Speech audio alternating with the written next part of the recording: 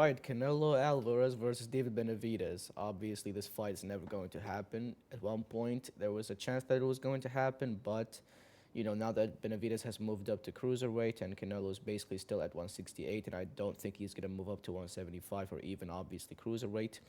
This fight's never going to happen, but I am going to discuss this matchup anyways and talk about, whose fault is it for this fight not happening. I think we all know the answer, right? Judging by the title of this video, did Canelo Alvarez duck Benavidez? And in my opinion, the answer is yes. And I'm gonna get into the reasons why. So I'm gonna just talk about, I guess when it comes to the matchups that both of these guys had, and then I'm gonna discuss the stylistic clash between them two and why I think Benavidez was going to be wrong and just a nightmare matchup for Canelo Alvarez. So to kick things off, obviously we know that Canelo Alvarez was 42-0 heading towards the Mayweather fight. He had the wins over people like Shane Mosley and Austin Trout and Carlos Boldemir, Matthew Hatt, and all these other guys. He was on a crazy run. He was a unified champ, and he obviously then met Mayweather at in 2013, and that was Canelo was 23 years old up to that point, and I know people want to make the excuse that he lost that fight because he was just super young, but he was 42-0 and won, and he was a unified champion. So it's not like, I agree that that's not the prime version of Canelo because obviously the peak Canelo came after the loss to Mayweather, but he did end up losing to Mayweather. He got, obviously dominated and schooled. But then after that fight, he went on this crazy generational run, beating guys like Liam Smith, Amir Khan, Miguel Cotto, Triple G, whether you think that was a controversial win or not. Daniel Jacobs, Callum Smith, Billy Joe Saunders, and obviously Caleb Plant. Now, this crazy run obviously made Canelo, secure his spot as the number one pound-for-pound king for a while. And I remember even going into the Dmitry Bivol fight, people didn't really give Dmitry Bivol a chance. And I'm going to be honest with you, up to that point, I was not too familiar who Bivol was. I was still like pretty much a very casual, on the surface level fan of boxing. I was not too familiar with who Dmitry Bivol was. And even though this was Canelo's return at 175, I just thought that he was going to run through this dude. But the people that actually knew Bivol knew that he was going to be a problem for Canelo. But Canelo himself, I feel like he underestimated Bivol, even going into the fight when it comes to like the interviews, and even like when it comes to the build-up. He was asked, I believe, a question about potentially going up a weight class, and he was like, "Yeah, I'm gonna go up to cruiserweight and just fight Usyk." Now that you're looking back at that statement, it's one of the craziest statements ever made. But back then, people didn't find that statement to be crazy because, Canelo was on this ridiculous run, stopping everybody, beating everybody in dominant fashion. So people didn't really have much of an issue with that statement, right? But then obviously when he fought Dmitry Bivol, he got humbled. He got humbled. His power simply wasn't the equalizer as it was compared to his last fights when he obviously was, fighting Caleb Plant or Billy Joe Saunders, and they were doing good against them, but then obviously he lands his big shots, and then he would crumble them. And even against Sergey Kovalev, when that was, a fight at light heavyweight, I think that was his only fight at light heavyweight where he obviously knocked out Kovalev.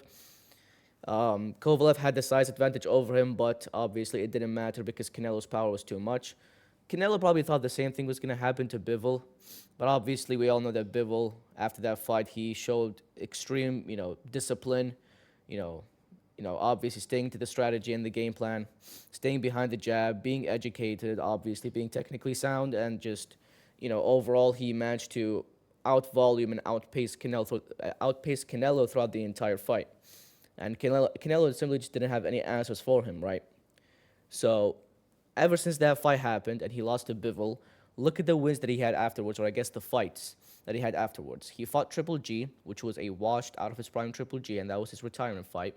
He fought John Ryder, which he then ended up getting knocked out by Jaime Munguia into retirement. And bear in mind, all of these fights that Canelo had after Bivol, he went the distance in all of them.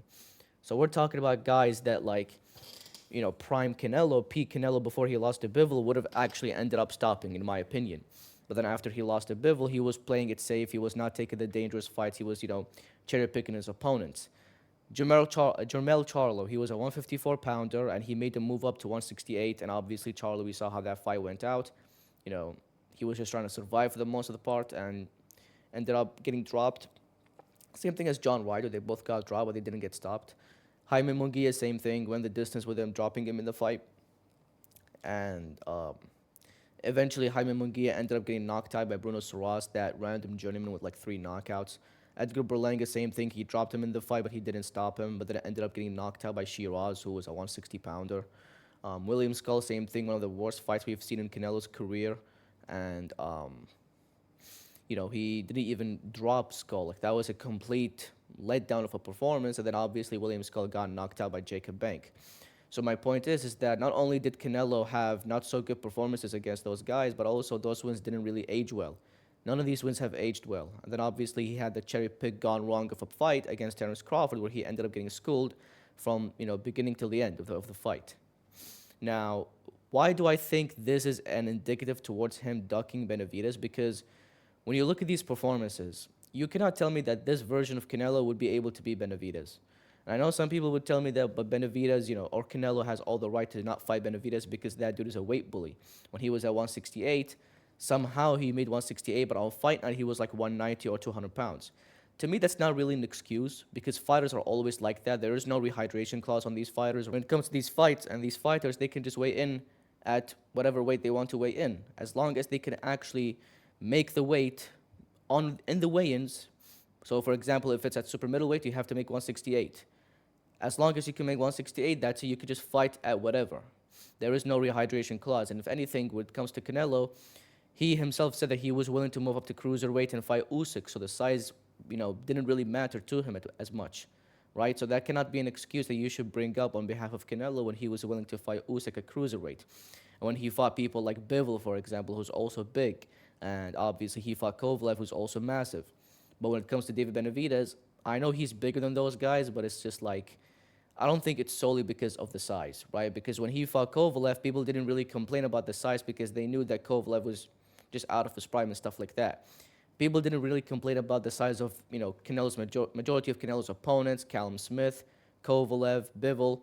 But when it comes to David Benavidez, all of a sudden it's a problem. I don't think it's solely because of the size. I think it's also because of the fact that, people are actually, they believe that David Benavidez has the tools to beat Canelo. I don't know if he knocks him out because we haven't seen Canelo in that position. We haven't even seen him properly rocked or even dropped, let alone knocked out. So I don't know if David is going to be the first person to do it. But he does obviously pack heat in his hands at 168 compared to when he was at 175. And obviously, I'm assuming even at cruiserweight, I don't think he's going to have as much power, to be honest with you. But you never know.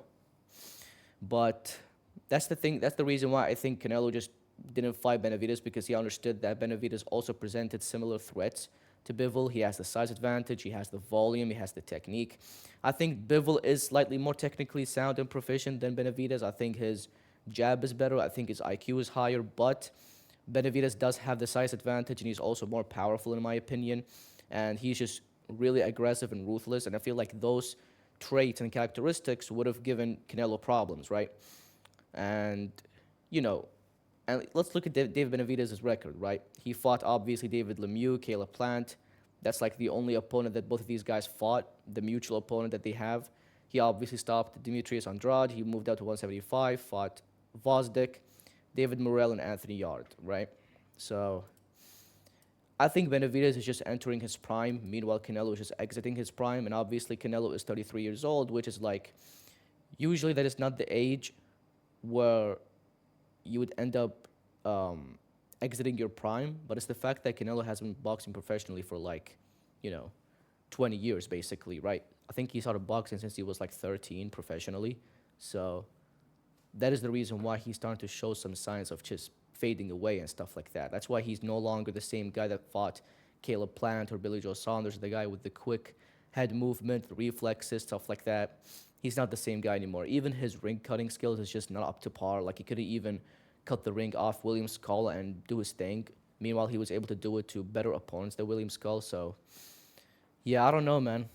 I do think that Canelo ducked him, especially because also when you consider, like, during the discussions that we were having, back in the days, like, when people really wanted that fight badly to happen, Canelo responded to these people saying, like, Turkey has to give me $200 million, which I found extremely ridiculous, right?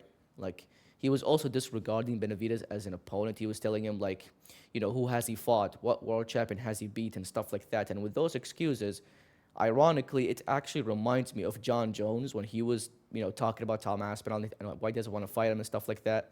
They brought up the same excuses if you think about it. With John Jones, he said the same thing. He was, demanding the UFC to give him $30 million, $50 million.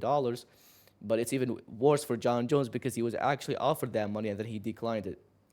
And the same thing when it comes to the excuse of, well, who has Tom Aspinall beaten? You know what I'm saying? Like, he said the same thing, knowing damn well that, like, of course he cannot have world champions on his record if, like, you are the champion of his division. Like, he's the up-and-comer. He's the guy. He's the new generation of fighters. Or he represents the new gen. He represents the new generation of fighters. And you're the champion in his division. You're log-jamming the division. You're not giving him the opportunity to fight for the belt, right? So it's the same exact, excuse that Canelo brought up for not wanting to fight David Benavidez. He was talking about, like, he was essentially making it seem as if, like, David Benavidez has not even earned the shot to fight him, but apparently someone like Berlanga did. Like, it's just contradictory in my opinion. Like, how can you say that Benavidez didn't deserve the shot to fight you, even though he was, I believe, the mandatory, and he was the number one contender for a while? And, he had all these great wins and stuff like that. And that was the biggest fight to make for Canelo, commercially speaking. There was no other big fight or other bigger fight. Even the Crawford fight was not bigger than the Benavidez fight because on paper it was a more competitive fight. But obviously now that we saw Crawford's cool Canelo, I think Benavidez would have done Canelo worse in my opinion. Not that Benavidez is, smarter or a better fighter than Crawford, but it's just the fact that the size advantage would have been too much, the volume. Like, now we know that Canelo struggles with people that throw a lot of shots and keep moving around and stuff like that. I know it's easier said than done, but I think that Benavidez does have the tools, to go out there and beat Canelo. But it's the fact that Canelo demands $200 million, and then it's like he goes around and just, he turns around and fights Berlanga for a lot less or fights Munguia for a lot less. I don't recall any time that Canelo was actually paid $200 million for a fight. I don't even think he was paid $200 million for the Crawford fight. I think he was paid like $100 million or less than that. So you can see what I'm going with here. The fact that he demanded exactly $200 million, which is like the highest amount of money that he's been ever paid before, to fight Benavidez. But then when he fought Skull and Crawford and Berlanga and Munguia and all these other guys, he fought them for a lot less. That should tell you everything that you need to know. It's the same thing that applies to, like, John Jones when he was, keen on fighting Stipe and Cyril Gane, all these guys for a lot less. But when it came to his toughest matchup on paper yet, he demanded the most amount of money because they knew that that was the most dangerous fight. So at least they wanted to be, they wanted to make it worth it. So if they actually would lose the fight, it would be worth it because they would be guaranteed the 200 mil or the 30 mil, So that's why I personally think that Canelo ducked him. Given the circumstances, given the fact that he was too full of himself, too egoistic, and, he was too confident, leading up to the Bivol fight up until he lost, where he then got humbled and then just realized that he's just not up to par with the bigger guys. Just because he knocked out Kovalev doesn't mean that he will go out there and do the same thing to guys like Bivol or Benavidez. Kovalev was just over the hill. So, yeah, I personally think that just Benavidez would have beaten him, man. Especially right now. Right now, it's not even a debate. Back then, it would have been a debate. Right now, I don't think it's even a debate. Like, even if somehow Benavidez, cuts down to 168, which is, like, going to be impossible. But even if somehow he cuts down to 168, I think he still beats Canelo, The fact that Canelo looked the way he looked against someone like William Skull and Berlanga and Crawford, it's like he is just getting worse and worse in every single fight. And again, it's ridiculous because he's 33 years old, but it's just the fact that he's had so many fights. He's had 68 fights. He started boxing professionally at 13. So you kind of had to, expect or predict that he was going to experience, the mileage and, all these other effects a little bit early on and not having to wait till he's like 40 years old or 42 or something like that, But David Benavidez, how old is he? Let me check. He is 29 years old. He's barely, I don't even think he hit his prime yet. Usually you hit your prime in the early 30s and stuff like that. So he's 6'2" as well with a 74.5-inch reach. Canelo's 5'9" with a 70.5-inch reach. Oh no, Canelo's 35 years old. He's not even 33. He's 35 years old. So it's like, Yeah, man. We could have actually seen the passing of the torch. Because right now it's like people are still debating on who the king of Mexican boxing is. They don't believe it's Canelo. They think it could be Emmanuel Navarrete. They think it's Rafael Espinoza or something, or maybe even Armando Resendez. We don't even know who's the king of Mexican boxing at this point. But if Benavidez had fought Canelo, I think he would have beaten him, and that would have made him the king of Mexican boxing, the new king of Mexican boxing. Even though technically he's not actually Mexican, he's like half Mexican. I think he's born in the U.S., but he has like some Mexican heritage or something like that. So it's like, I don't know, man. This fight would have been extremely massive. And it's the fact that Canelo only cares about big fights right now, and rightfully so, because what does he need to achieve further? Like he has achieved a lot in the sport, like he achieved more than enough in the sport. But it's the fact that he understands that he has to get fights that, you know, on paper is a fight that he could comfortably win, and it's also a massive fight. Like for example, if he sees a fight where stylistically on paper it's going to be difficult, but it's a massive fight commercially speaking, he's not going to take it, i.e. the Benavidez fight, you know? And the same thing if it was the other way around. If it was a easy fight, but it did not draw as much, then he's not going to take it. Well, sometimes he does take those kinds of fights, like Williams Skull, he took it, you know? But if there's a fight that's tough on paper, even if it's massive, because I believe that if the Benavidez fight had happened, that would have been one of Canelo's biggest fights, probably up there with the Triple G and the Mayweather fight, probably top three, right? Just seeing the storyline, seeing just the hype build-up and everything like that, the trash talk between them. So that's why. But obviously it didn't happen because he understood the consequences. He understood the dangers of fighting someone like David Benavidez. David was, he's still undefeated, hungry, young, stuff like that. I know so was William Skull and Berlanga and Munguia, but these guys are just not on the level of Benavidez. Now that we have seen that William got knocked out by Jacob Bank, Berlanga got knocked out by Shiraz, Munguia got knocked out by, this random journeyman with 3 knockouts, it's like now we know that these guys are just not at that level, despite them being undefeated. Being undefeated doesn't mean everything, But, yeah. I don't know what you got. What do you guys think about this whole matchup? Do you think that, Benavidez did, or what he was going to beat Canelo? Do you think that Canelo did duck Benavidez? Because I personally think he did, and I'm not saying because he ducked him that means like he's scared of him and he's he fears him as if like if he sees him in public he'll poop his pants or something. No, it's just the fact that Canelo is smart. He's smart. He knows that up to that point he had only lost to Bivol and Mayweather, right? And he was not going to give the shot to someone like David Benavidez because he just doesn't want to lose further. He knows that loss was going to be probably even more embarrassing, in my opinion. Maybe not more embarrassing, but it's just the fact that he just didn't want to keep losing. Like him taking the Crawford fight, he obviously thought that he was going to win that fight because, Crawford is a 154 pounder, technically a 147 pounder moving up. He's going to be slower, stuff like that. So he was too confident. That was a cherry pick gone wrong, in my opinion. But him taking a fight that he knows is going to be extremely risky and dangerous, he was never going to do that. Even if it was somebody else, not David Benavidez, he was never going to do that. So it's not a matter of Canelo being scared per se. It's just the fact that he's smart and he doesn't want to, lose his stocks and have his whole legacy go down the drain by getting beat up by someone like David Benavidez or something, And also because David was trash talking him a little bit, but then again, if you put yourself in David's shoes, you would also get mad the fact that you're just trying to get the belt. You're just trying to get the biggest opportunity of your life. It's not about him fighting Canelo. He just wants to become the world champ. But you have someone like Canelo who's sitting at the top with all of the belts at the time, and he's just lock-jamming the entire division, and he's just giving these undeserving contenders the title shots.